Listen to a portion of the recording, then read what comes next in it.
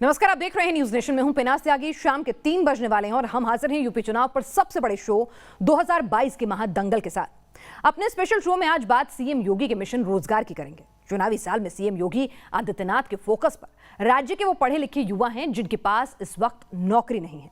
दावा है कि दिसंबर तक राज्य के 50,000 युवाओं के हाथों में एम्प्लॉयमेंट लेटर होगा। सवाल ये कि भाई 4.5 साल में भी मिल सकता था, तो वहीं पिछले 4.5 साल में 6 लाख से ज्यादा लोगों को नौकरी मिली है, ये दावा भी है। हालांकि विपक्ष को सरकार के इस आंकड़े पर भरोसा नहीं है। अखिलेश यादव बार बार कह रहे हैं कि रोजगार के मुद्दे पर सरकार ने युवाओं को निराश किया है। पूरे मामले पर किसके तर्क क्या है और कितने सटीक हैं और किसकी बातों में है और दावों में है कितना दम, इस पर चर्चा करने के लिए हमारे साथ एक वरिष्ठ पैनल मौजूद रहेगा। लेकिन सबसे पहले ये रिपोर्ट देखिए और समझिए कि चुनावी फायदे के लिए कौन युवाओं को गुमराह कर रहा है और कौन वाकई में उन्हें रोजगार दे रहा है।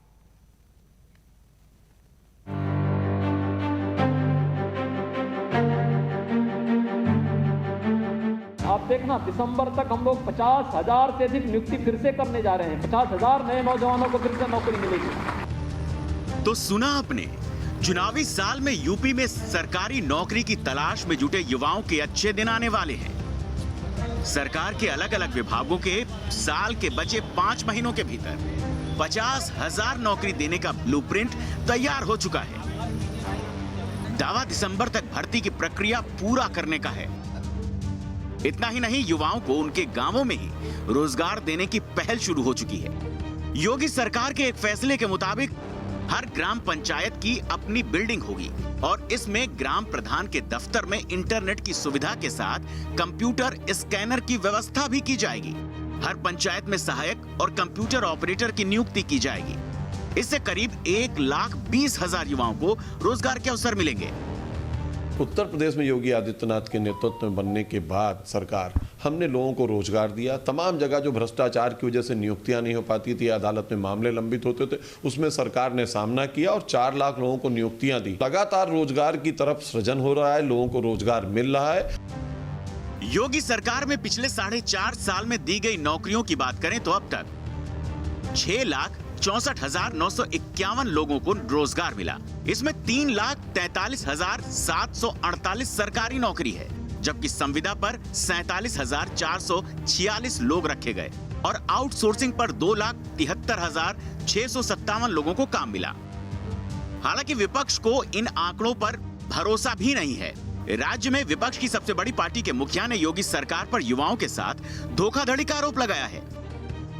जहां नौकरी और रोजगार का सपना दिखाया था, आज बड़े पैमाने पे नौजवान नौकरी और रोजगार का इंतजार कर रहे हैं। इसलिए हर वर्ग इनसे नाराज है। अखिलेश यादव के दावे की हकीकत परखने के लिए हमने योगी और अखिलेश राज के दौरान मिली सरकारी नौकरियों की पड़ताल की। योगी सरकार में लोक सेवा आयोग से 32,649 युवाओं को नौकरी मिली, जबकि अखिलेश सरकार में यह आंकड़ा 26,721 था। पुलिस विभाग में योगी सरकार में 1,43,445 लोगों को नौकरी मिली, जबकि अखिलेश सरकार के दौरान ये महज 48,967 था। पावर कारपोरेशन यानी बिजली विभाग की बात करें तो योगी राज में 6,507 लोगों को रोजगार मिला, जबकि अखिलेश यादव की सरकार में ये आंकड़ा 5,207 था। माध्यमिक शिक्षा चयन बोर्ड ने पिछले 4.5 साल में 15,004 लोगों को नौकरी के अवसर दिए। अखिलेश सरकार में 6,005 नौकरियां मिली। उच्च शिक्षा में सरकारी नौकरी की बात करें तो योगी सरकार में 4,988, जबकि अखिलेश सरकार में 579 नौकरियां मिली। नगर विकास विभाग में योगी राज में 700, जबकि अखिलेश राज में 642 लोगों को ही रोजगार मिला। जाहिर है आंकड़े झूठ नहीं बोलते और आंकड़ों से यह साबित हो रहा है कि कौन रोजगार के नाम पर चुनावी साल में यूपी के युवाओं को गुमराह करने का काम कर रहा है। Team news nation. और हमारे साथ इस वक्त इस पूरे मुद्दे पर चर्चा करने के लिए खास मेहमान जुड़ चुके हैं। बीजेपी प्रवक्ता आलोक अवस्थी हमारे साथ हैं, हमारे साथ कपीश श्रीवास्तव जी हैं समाजवादी पार्टी के प्रवक्ता, और अंशु अवस्थी हमारे साथ कांग्रेस से उनके प्रवक्ता जुड़ रहे हैं। सबसे पहले आलोक अवस्थी साहब, आप लोग दावा कर रहे हैं कि आपने लाखों नौकरियां दे दी हैं, लेकिन फिर भी बेरोजगारी के जो बढ़ते हुए आंकड़े हैं और आखिरी चुनावी 6 महीनों में ये एम्प्लॉयमेंट लेटर देने का दावा, इसको चुनावी नज़र से क्यों ना देखा जाए? और विपक्ष आप पर आरोप लगा रहा है कि नौकरियां तो है ही नहीं, पीएचडी करे हुए लोग, एमए करे हुए लोग बहुत ही छोटी नौकरियों के लिए अप्लाई करते हैं और बेरोजगारी का जो डेटा है जो रिलीज होता है वो लगातार बढ़ रहा है। तो ऐसे में आपके दावों पर यकीन नहीं विपक्ष को? देखिए, न्यूज नेशन ने पूरी पड़ताल करके ये आंकड़े रखे हैं और ये आंकड़े सरकार के हैं, भारतीय जनता पार्टी के नहीं है। और इससे एक जवाब चला जाता है कि कितनी नौकरियां सरकार अब तक दे चुकी है। वहीं पे दो आंकड़े आपको और रखने चाहिए थे, मैं बता देता हूँ। समाजवादी पार्टी की सरकार 5 साल चली है और बसपा की सरकार 5 साल चली है। समाजवादी पार्टी ने 2,05,000 सरकारी नौकरियां दी थी अपने समय पे और बसपा के कार्यकाल में मात्र 97,000 सरकारी नौकरियां दी गई थी।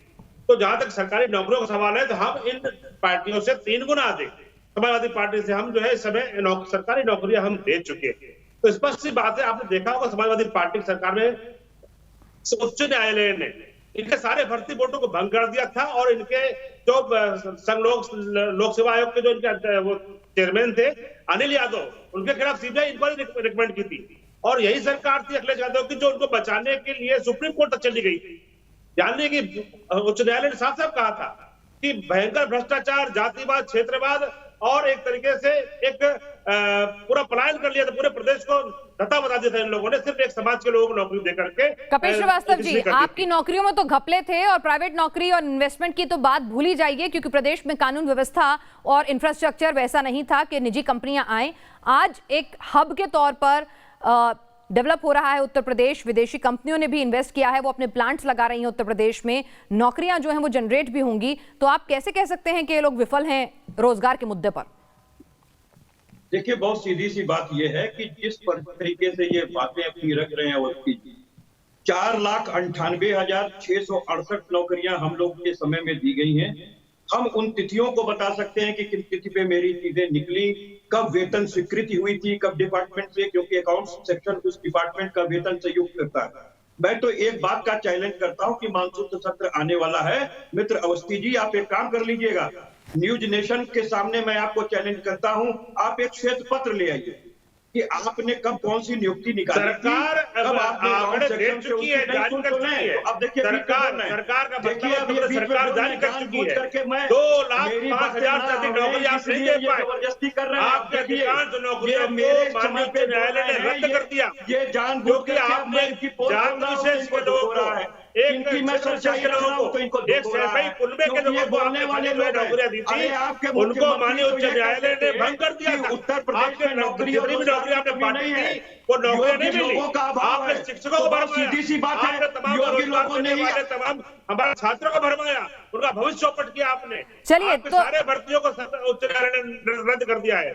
चलिए, हमारे साथ यहाँ पर कांग्रेस के प्रवक्ता भी इस वक्त अंशु अवस्थी जी भी बैठे हुए हैं, तो उनके पास भी चलते हैं। अंशु अवस्थी जी, कानून व्यवस्था के मुद्दे पर कांग्रेस की तरफ से प्रियंका गांधी वाड्रा लगातार घेरती रहती हैं मौजूदा सरकार को, अपराध के मुद्दे पर लगातार घेरती रहती हैं, लेकिन क्या आपको लगता है कि रोजगार देने के मामले में जो वाहवाही योगी सरकार अपनी पीठ थपथपा रही है, कह रही है कि जो निजी निवेश है उसमें भी आंकड़े प्रस्तुत कर रही है कि पिछले कार्यकालों से बेहतर प्रदर्शन किया है और नौकरी देने में भी, ये मुद्दा है या वाकई में आप मानते हैं कि हाँ पहले से स्थिति बेहतर हुई है? देखिए, सच्चाई ये है कि पिछली जो सरकार थी समाजवादी पार्टी की, उससे युवाओं ने, नौजवानों ने परेशान होकर, पीड़ित होकर ही भारतीय जनता पार्टी को वोट दिया था और इतने बड़े जनादेश के साथ सरकार बनवाई थी। लेकिन परिणाम क्या हुआ? उत्तर प्रदेश में इसी चंदौली की धरती पर देश के प्रधानमंत्री ने अपनी जिम्मेदारी लेते हुए भारतीय जनता पार्टी के नाम पर वोट मांगा था शिक्षा मित्रों से और कहा था कि 1 साल के अंदर आपको हम स्थायी समायोजन देंगे। आज तक हजारों शिक्षा मित्र परिवार अनाथ हो गए, हजारों शिक्षा मित्र परिवारों ने अपने आप लोगों को खोने का काम किया है, लेकिन आज तक 4.5 साल हो गए, वादा पूरा नहीं हुआ। अनुदेशकों को भारतीय जनता पार्टी की ट्विटर हैंडल से डाल दिया गया कि हमने आपका मानदेय बढ़ाकर 17,000 कर दिया, लेकिन परिणाम क्या है? सुप्रीम कोर्ट के आदेश के बावजूद 1,37,000 शिक्षकों की भर्ती अभी पूरी नहीं हो पाई। तो सवाल यह है कि उत्तर प्रदेश में यदि ये आंकड़ों और रोजगार की बात करते हैं तो हम तो इनके आंकड़ों की बात करते हैं। अंशु अवस्थी जी, के मंत्री स्वामी प्रसाद सवालों का जवाब मैं आलोक जी से ले लेती हूँ। आलोक जी, मेरी बात कंप्लीट, प्रधानमंत्री के वादे पूरे नहीं हुए, आपने जो स्वामी प्रसाद मौर्य ने सदन के अंदर माना कि उत्तर प्रदेश में जून 2018 तक 21 लाख नौजवान थे और ये सेवा योजन पोर्टल पर बढ़कर 38 लाख हो गए, यानी कि 58% से ज्यादा बढ़ गए फरवरी 2020 तक। तो भारतीय जनता पार्टी के लोग चैनलों पर आकर झूठ बोलते हैं। आलोक अवस्थी जी, प्रचार में खर्चा कर, चलिए मैं जवाब ले लेती हूँ। आलोक अवस्थी जी, मुद्दे उठाए हैं, प्रधानमंत्री का न वादा पूरा हुआ शिक्षा मित्रों से, ना उनके पैसे बढ़े कोर्ट के आदेश के बावजूद भी, और भारतीय जनता पार्टी की सरकार सिर्फ और सिर्फ प्रचार तक केंद्रित है, प्रचार तक सीमित है। ठीक है, जवाब तो ले लूं, प्रचार, ठीक है, जवाब ले लेती हूँ जी। आलोक जी जवाब दें। देखिए सीधी सी बात यह है, जहां तक शिक्षा मित्रों की बात थी, हमने उनको बराबर जो है समायोजित किया है, उनको ग्रेस मार्क दिए गए थे, क्योंकि पिछली सरकार उनको भरमा करके नियुक्ति कर ली गई थी, और हमने 1,37,000 के आसपास जो है शिक्षा मित्रों शिक्षकों को नौकरी दी है। पहले 68,500 दी है, अभी 69,000 हम दे चुके हैं। रही बात आप इनके, तो पर शिक्षा मित्र सड़कों पर प्रदर्शन करते हुए क्यों नजर आते हैं? शिक्षा मित्र नाराज क्यों नजर आते हैं? देखिए सीधी सी बात यह है कि हमने मेरिट पर नौकरी दी है। आज हमारे अगर अध्यापक जो है अगर अच्छे योग्य होंगे और 68% और 70% की योग्यता लेकर के जो बच्चों को पढ़ाएंगे, और चुनावी रैली में जब वादा करते हैं तब ये क्यों नहीं बोलते हैं, क्लॉज क्यों नहीं लगाते हैं कि भाई जो योग्य होंगे उनकी नौकरी की गारंटी लेते हैं, बाकी की नहीं? तब तो शिक्षा मित्र कह दिया जाता है। खाली प्रोपेगेंडा है। जिन लोगों को नौकरी नहीं मिल पाई है, हमें अफसोस है नहीं मिल पाई है, तो सरकार के जितने संसाधन होते हैं हम बराबर नौकरी दे रहे हैं, लेकिन सारे लोगों को नौकरी देना संभव नहीं है। तो जिनको नहीं मिली है वो तो प्रदर्शन करेंगे। और कांग्रेस और समाजवादी पार्टी को भड़काती है। आज दैनिक भास्कर में खबर छपी है, इनके मंत्री शिक्षा शिक्षा मंत्री अपने बड़ी बातें की, लोगों को परिवार के लोगों को राजस्थान के अंदर एक्स्ट्रा नंबर देकर नौकरियां दी है। दैनिक भास्कर की तो बहुत सारी खबरें, ठीक है आप अभी इसको छोड़ दीजिए यहाँ पे, एक मिनट। कपिल श्रीवास्तव जी, आप सच दिखाने वालों पर जो है आप इनकम टैक्स की रेट कराएंगे।